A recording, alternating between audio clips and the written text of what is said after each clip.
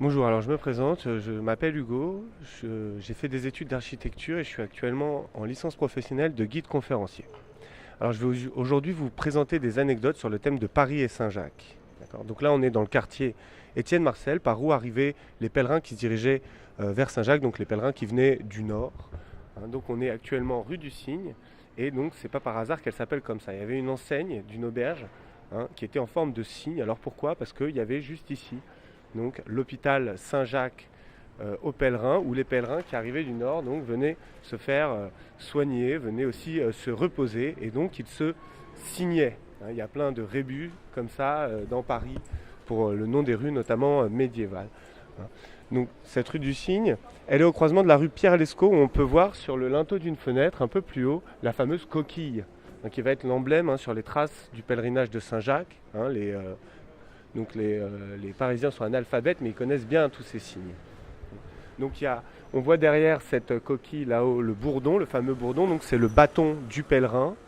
C'est aussi le bâton dont ils se servaient pour se protéger des fameux coquillards. Ces coquillards, donc c'était des brigands qui se faisaient passer pour des pèlerins pour pénétrer dans les maisons bourgeoises et les détrousser. On va retrouver surtout la coquille comme emblème de Saint-Jacques. Alors là-bas, derrière l'église Saint-Leu-Saint-Gilles, on va en trouver plusieurs.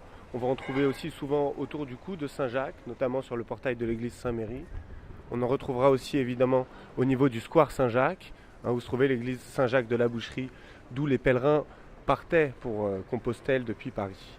Alors pourquoi la coquille et Saint-Jacques? Alors soi-disant parce que les environs de Compostelle comportaient de nombreuses coquilles Saint-Jacques, évidemment. Et donc les pèlerins en ramenaient comme signe de leur pèlerinage, et puis c'était aussi un symbole de protection.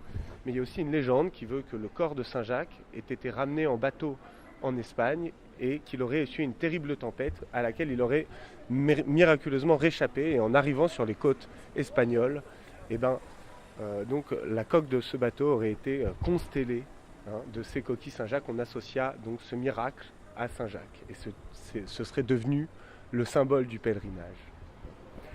Alors sur la façade de l'hôtel de Cluny, elle est constellée de coquilles Saint-Jacques. Donc c'est pourquoi? Parce que Saint-Jacques de Compostelle, Compostelle ça veut dire Campo Stellae, le champ d'étoiles, donc le champ étalé, c'est pour ça.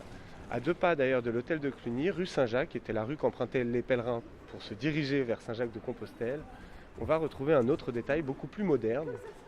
Au numéro 27 de la rue Saint-Jacques, on va retrouver un cadran solaire représentant une tête de femme en forme de coquille Saint-Jacques qu'on doit donc au peintre surréaliste Salvador Dali, qui avait des amis qui tenaient boutique donc juste sous ce cadran solaire. Donc voilà pour ces quelques anecdotes sur Saint-Jacques et Paris. Merci de m'avoir écouté et je vous souhaite une bonne journée. Au revoir.